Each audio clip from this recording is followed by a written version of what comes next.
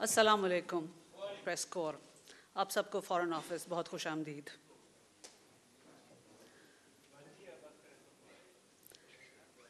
On the 164th day of the humanitarian nightmare in Indian-occupied Jammu and Kashmir, for the second time in 5 months, the UN Security Council held an in-depth briefing on the situation in Jammu and Kashmir yesterday. The session, which was attended by all 15 members of the UN Security Council, was convened on the request of Pakistan and with the support of our time-tested friend, China. The discussions lasted over an hour, in which all Council members participated, including the P5 countries.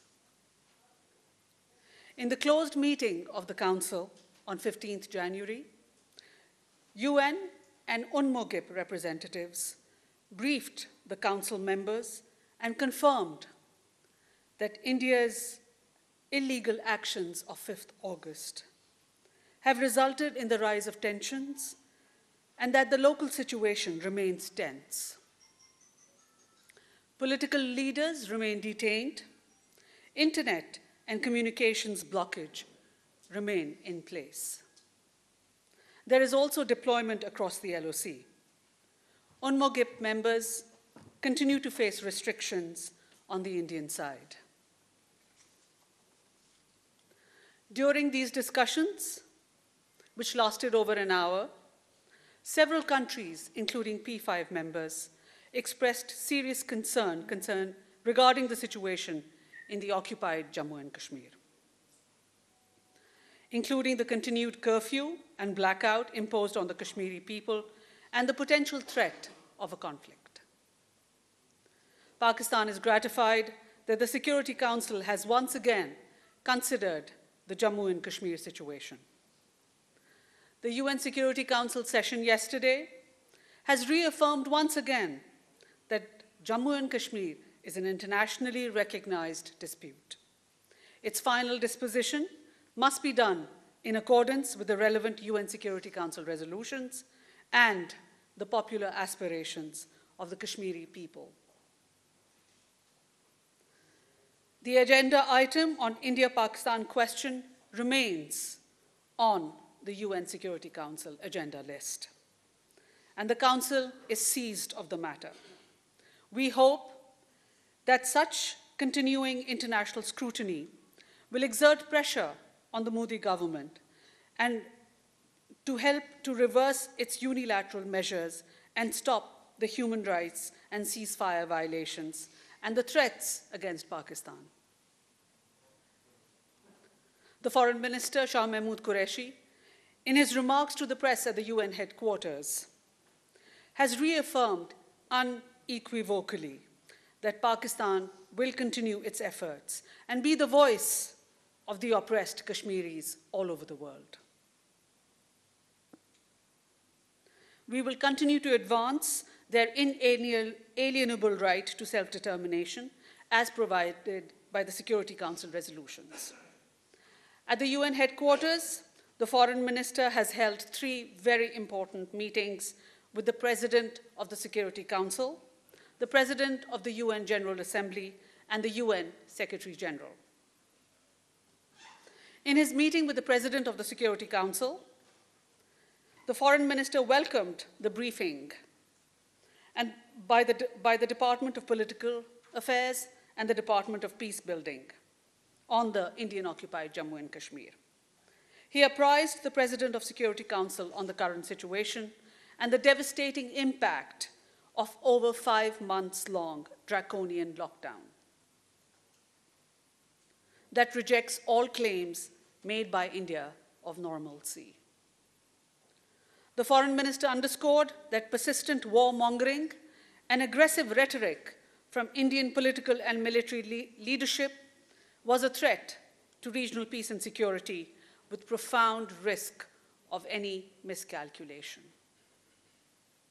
He urged the Security Council to act decisively to prevent a disastrous war between Pakistan and India, and to call for an end to the grave human rights violations in occupied Jammu and Kashmir, and to enable the Kashmiri people to exercise their right to self-determination, as was promised to them by the Security Council. Later, the Foreign Minister, in his meeting with the UN Secretary General, underlined the urgent need for the UN to act decisively by taking immediate steps to halt these dangerous policies, discourage India from provoking a conflict with Pakistan, and avert humanitarian catastrophe and growing dangers to South Asian peace and stability. The Foreign Minister also briefed the UN Secretary General on Pakistan's ongoing efforts to diffuse tensions in the region through proactive engagement with Iran, Saudi Arabia, and the US. The UN Secretary General, in his remarks, expressed the importance of maintaining peace and stability in South Asia and the Middle East region through political dialogue, diplomatic solutions, and respect for human rights. Later, the Foreign Minister held talks with the President of the UN General Assembly and exchanged views on a range of issues, including developments at the global and regional levels. It was agreed that the United Nations remains an indispensable institution for advancing dialogue, cooperation, and pursuing collective solutions to global challenges, including poverty alleviation, access to education, agriculture, illicit financial flows, climate change, and sustainable development goals. The Foreign Minister apprised the UN Secretary General on the launch of the landmark national programs by the Prime Minister of Pakistan, such as the Ehsaas program on poverty alleviation and the Sehat Sahulat program on universal health care. Concluding his important visit to New York, the Foreign Minister will now be visiting Washington, D.C., where he will have discussions with American leadership and senior officials, including his counterpart, Secretary Pompeo, National Security Advisor Robert O'Brien, and other senior administration officials. The Foreign Minister will also have meetings on the Capitol Hill, as well as engagements with the media, think tanks, and the Pakistani-American diaspora. In his official talks, the Foreign Minister will focus on the evolving situation in the Middle East and bilateral cooperation. He will also brief his interlocutors on the prevailing situation in Indian-occupied Jammu and Kashmir and Pakistan's continued role and resolve to support the Afghan peace and reconciliation process. As you are aware, prior to visiting the US, the Foreign Minister had undertaken an intensive diplomatic outreach in the Middle East under the Prime Minister's direction, and as part of our ongoing efforts towards peace and stability in the region.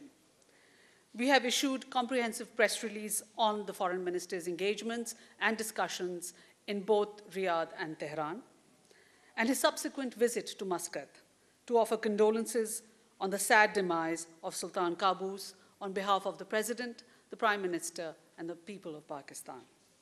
Thank you very much.